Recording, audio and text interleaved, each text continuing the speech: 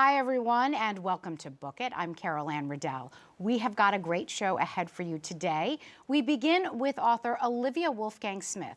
Her historical novel, Mutual Interest, is about queer romance, business, and ambition, set in New York City at the turn of the 20th century. Olivia, thanks so much for being here today. Thank you so much for having me. So at the heart of the book are these three characters, Vivian, Oscar, and Squire. And they live together in something of a love triangle, if you can call it that. Yeah. Can you explain just briefly how that comes to be? Yeah, certainly. So yeah, it's a kind of love triangle. Yeah, not exactly, but kind way. of. No. I like that way of putting it.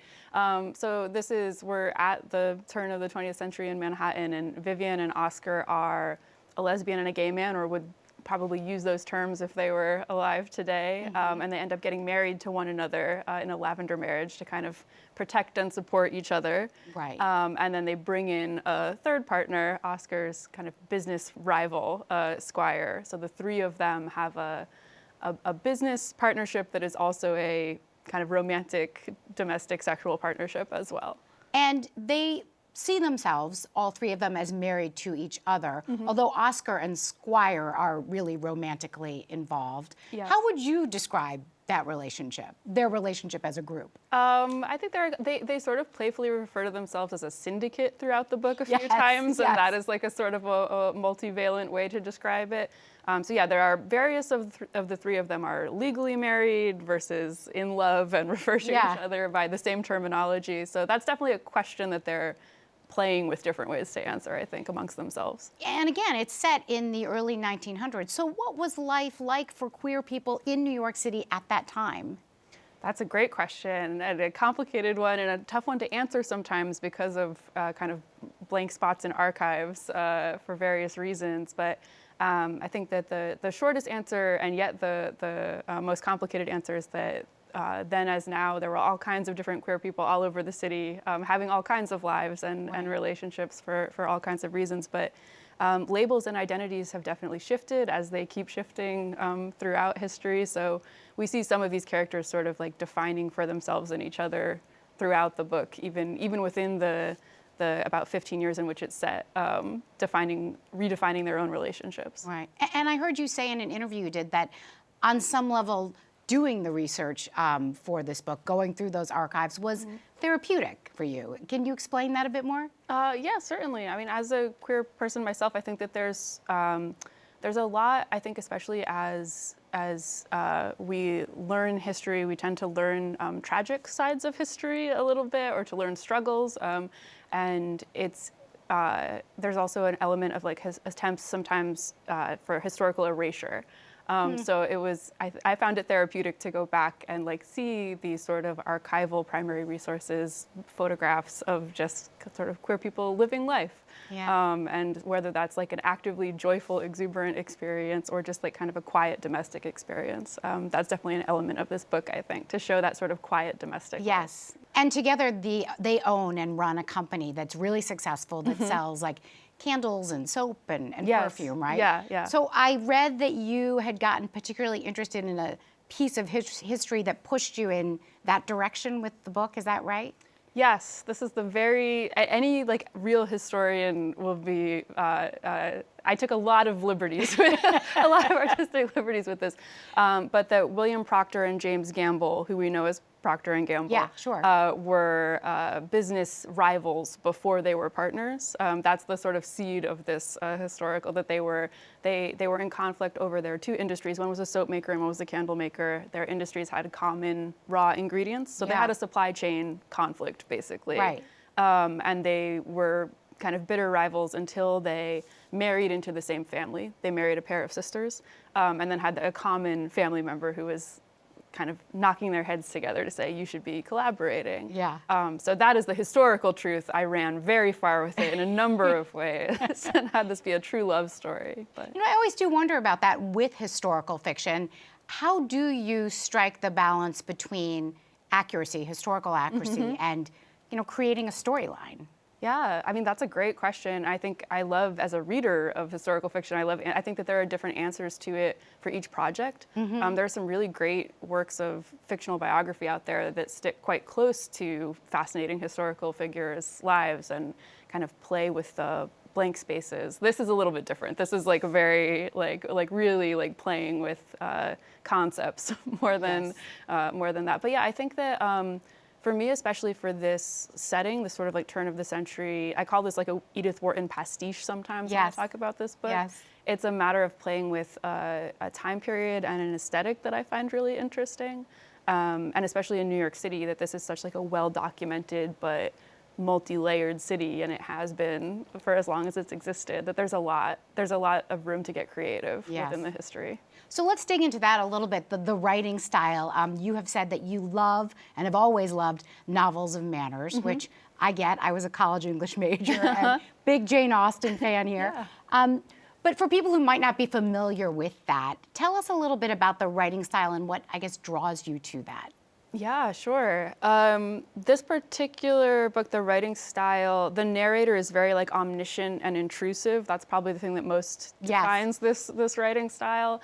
And that's, again, something that I think, mostly cribbing from Edith Wharton, but there are many like great novels of this genre that do it. And that was a lot of fun to be able to dive deep into the minds of any character and sort of give it's a way to be maximalist even when you are telling like the scene is two people in a room talking to each other. You can get like really, the scope can be huge in a way that's really fun. And then these novels of manners, these like kind of drawing room love stories, I think are great because no matter when they're set, no matter what century they're set in, there's a sort of timelessness to the story because it's all very human psychology and human emotions and hormones also go into it a lot. Yes, very much. And these things that are very recognizable, no matter when we're reading them and no matter when they were written. It's like, oh, this reminds me of someone I know, probably. Yes. And you know, with the writing style, it was interesting to me because some of the even individual words, they really hearken to another time. It's a formal kind of language in some ways. And so was that a very specific choice for you? Yeah, absolutely. I've had several people at this point come up to me and say, I learned words from reading this book. And I'm like, I learned words writing it. Like I will not be ashamed to say that I think I have a pretty good vocabulary, but there was a couple of words there I looked up, which was great.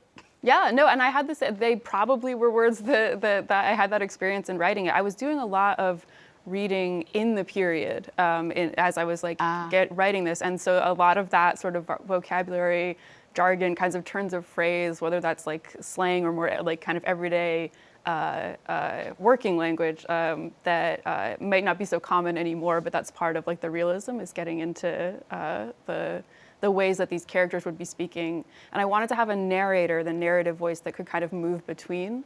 So the narrator is sort of implicitly speaking from something kind of closer to our moment, to our time period, but that is sort of moving, speaking naturally to the characters as well. So I want to go back to the narration. Can we just geek out on this for a minute? Because I really love this stuff. You know, using that third person, all-knowing narrator, it's such an interesting tool because the narrator seems to like the characters, but also judge the characters and also make fun of the characters. And then periodically speak directly to us as the readers. And it's a little bit like we're kind of in on the joke. There's sort of a gossipy quality between the reader and the narrator. In a sense. Yeah, gossipy is definitely, yes, that makes sense. That's a good word for it, But you know, and so I imagine that's fun to write that way, as you already said. Oh, it's a joy. But I imagine it's also difficult because where's the line? Like, where do you stop with that intrusive narrator becoming too intrusive? Yes, yeah, certainly. It's an interesting, I wanted to be able to write like a funny book without the characters being funny on purpose, like that kind, to have there be like a humorous book about people who are taking their situation very seriously. So having a narrator that sort of is affectionately judgmental of the action is a great way to do that. But I think that was a source of balance for me, is always knowing that to the characters, a lot of these interactions that they're having, especially these sort of like romantic encounters, are like very serious to them. And so no matter if, you know, the narrator and the reader hopefully are having fun, laughing, looking at these interactions, you can kind of stay grounded by considering the character's perspective on the situation. So shifting gears a little bit, Olivia, I know that you live here in New York, you're in Brooklyn. So what do you love to do when you're not writing? Oh my gosh, that is a great question. I think that this project also like really helped me feel like such a New Yorker, because the process of researching it was a lot of like shoe leather. It was a lot of like walking around the city and shoe leather, good and, word. Like, yes. But I think that the thing that I spend the most time out and about in the city doing is probably birding. Which is, I grew up in a rural area, so it's funny that I've spent most of my outdoor birding time in New York City, but it is a great place to get out in nature. Actually, there's a lot of green space here, and that's a lot of how I spend my time. I'm not too far from like Greenwood Cemetery in Brooklyn, and that's just a wonderful place to get the history and the nature at the same time. And so you probably know, this is a complete left turn, but you probably know the history of those birds in the entrance there, right? At Greenwood, have you seen those? The parrots? Yes. Yeah. It's remarkable, isn't it? Yeah, it is incredible. Speaking of things that you would like not expect to see in New York City, it's a favorite thing to bring visitors to go and see them. Yes, because it's so unusual when you see them there. You never, and in fact, we were just talking about that earlier today. It's a funny thing. Amazing. So back to your writing now. This is your second book. Your debut book was Glassworks, which had a lot of acclaim. Are you working on another? I am. I'm in the early stages now of like kind of going back to a first draft and kind of trying to rework it into something for a second draft. This book is so intensely set in the city, but like I said, I'm from a much more rural area. Yes. And I think that by the end of sort of polishing this and getting it ready, I was starting to feel I was feeling a pull to go and tell some sort of more small town kind of like rural stories after thinking so hard about the way it shapes people's minds to live in or move to a city. So that's the new project that I've been working on. That's exciting. Yeah. And did you always know that you wanted to write even when you were a child? I did. That was definitely, I have like from definitely in a first grade, I have like, there are very silly little like stories that still exist that I've like wrote in early childhood, or wrote in early childhood. So yeah, that's been like an early way I would self-identify is as a writer from age 6. As a writer. Did you write a book that you were searching for yourself? I think I definitely did. I didn't sit down with that explicit intention. But again, as someone who has always loved this type of novel, and as a queer person who has always loved this type of novel, I think that I was eager to have the opportunity to see this kind of love story in this kind of setting play out in the forms of relationships and characters that I felt very closely allied to. So just a last question for you, Olivia. I mean, this is a historical novel, but the themes are timeless in many ways. So what is it that you hope readers will take away from it?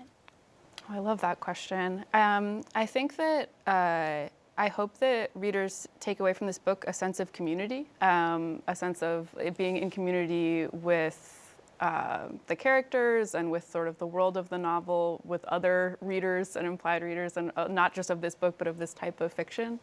And I think that I hope, especially historical fiction, you're by necessity looking back, but I think that it also implies a looking forward into the future. And so I hope that folks take a sense of community in both directions from reading this book. Thank you so much for all this time, Olivia. I really appreciate it. Thank you so much for having me. Thank you. Now let's go to our podcast studio to see what Isabel Ortiz has for us in Breaking Books.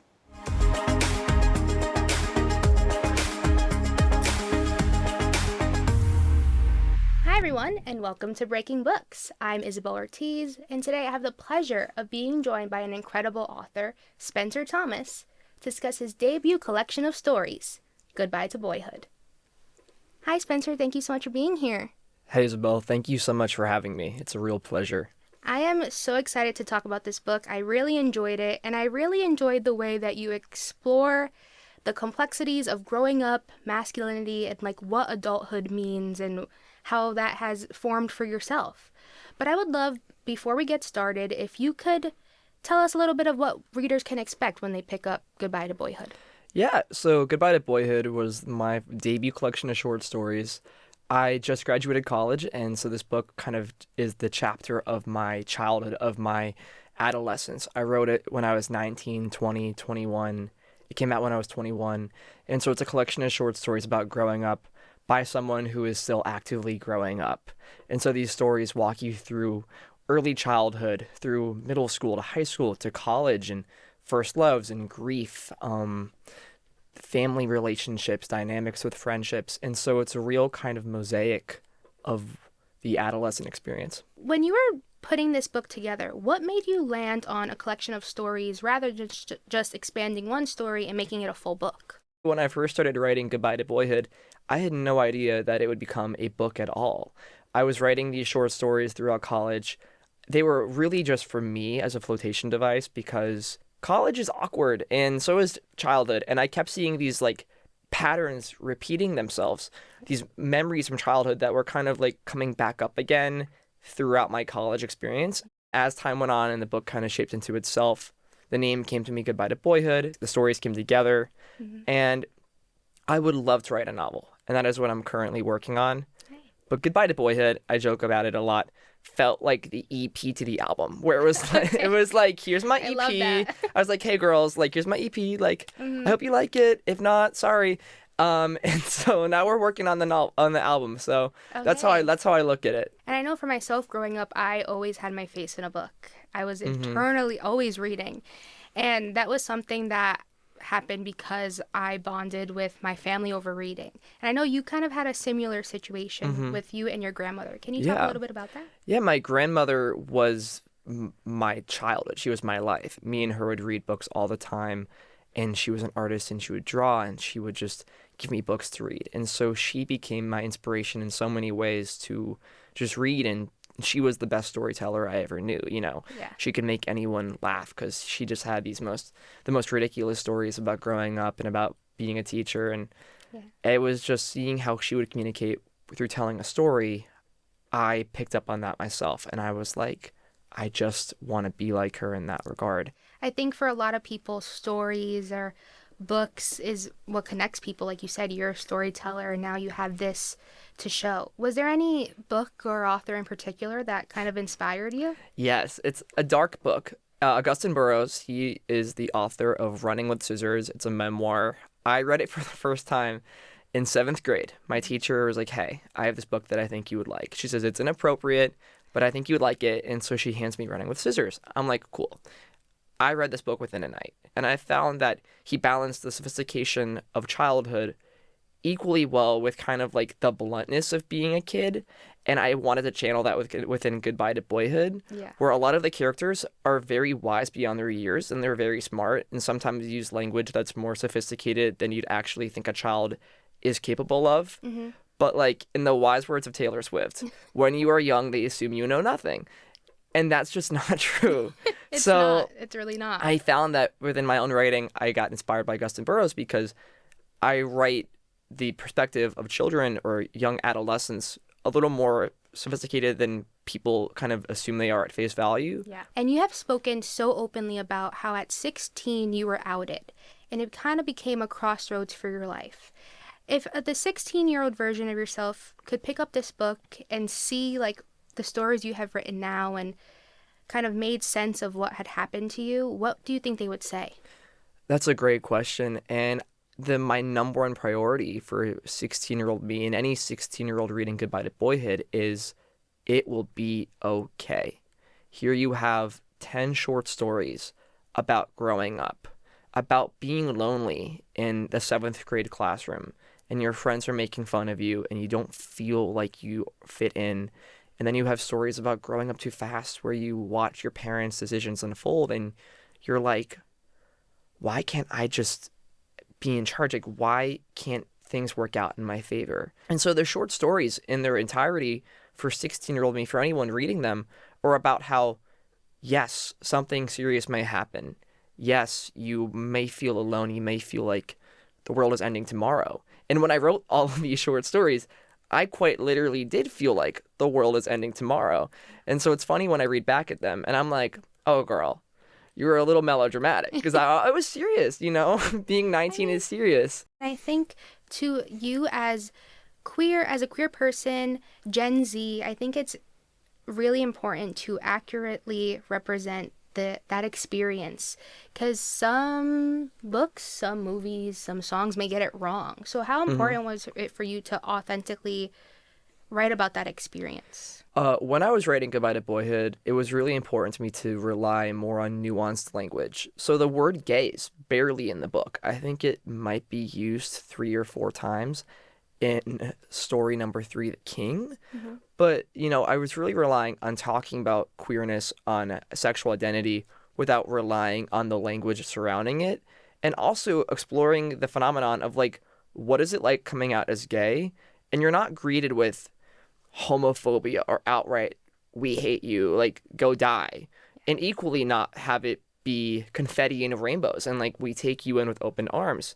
Instead, it was kind of a third option of what does it look like when someone loves you and cares about you, but has a hard time accepting you, and it's the gray space of sexuality. Well, I'm glad you continue to write, and I know that you said you are currently working on a novel, your album. My album, yes. Your album, which I love the way you put that. But is it going to be an expansion of one of these stories, or are we meeting a completely new character? So I've been grappling with that for a very long time of, do I want to toy with the characters that I brought up within short story number 9, Boyfriends for the Night, which is one of my favorite stories in the book. I thought about it, I've tinkered with it, and for me, I have found that I've taken the blueprint of what I love about that story and I'm incorporating it into an entirely new novel. I think after Goodbye to Boyhood, it felt like such a data dump of emotion, and so much of my life, of my college experience, was spent working on this project that after, I just needed to take a few months just to be like, whew, let's gather our bearings, let's take a second, figure out what we want to write next. And so now I'm writing the next project. I am so excited to see what you come out with next. I will be definitely picking that up. And I just want to say thank you so much for sitting down with me today. Well, thank you so much for having me. It has been an absolute pleasure. Thank you. And now we're going to head back to Carol Anne in the studio. Thanks, Isabel. It was so interesting hearing him talk about how much books meant to him growing up. I can really relate to that. I was a big reader. I know you were a big reader. Is there any book or author that you really associate with kind of those formative years of yours growing up? Growing up, I read a ton of Judy Blume. I just felt like her books captured the complexities of growing up, and I just felt like she just related to what all the things I was going through at that age. Did you have any favorite authors growing up? Yeah, definitely. I read Judy Blume, of course, as well. But in high school, I read a lot of Ernest Hemingway. I really loved the sparseness of the language. I don't know, I just think overall that I have found over the years that books have been a huge comfort to me whenever I go through anything difficult. I mean, a good book, that is the thing that gets my mind off it. Anyway, great stuff. Thank you, Isabel. Next up, we're going to go to author and critic Linda Stasi. As always, she's got plenty to say about what she's reading. Here's Uncensored.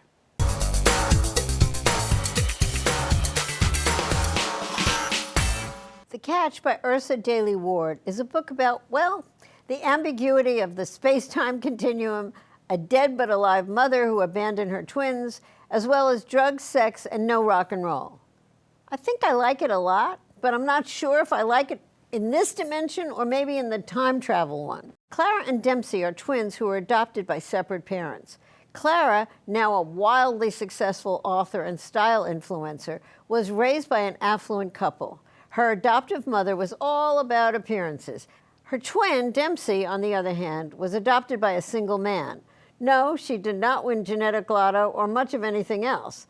She doesn't have Clara's height, looks, sense of style, or even success. The sisters hate each other and try to avoid one another. Then Clara sees a woman who may in fact be their dead mother stealing an expensive watch in an expensive store. This sends the estranged sisters on a hunt for the truth. But like they say, truth is stranger than fiction, which this is. Fiction, I mean. The Catch sometimes devolves into a confusing kind of mishmash of now/then, dead/alive, and here/not here. That being said, the author, who is also a poet, writes so lyrically that as an author myself, I found it all very captivating. Speaking of back in time, In the late 19th century, the world was obsessed with the exploration of the mysterious North Pole.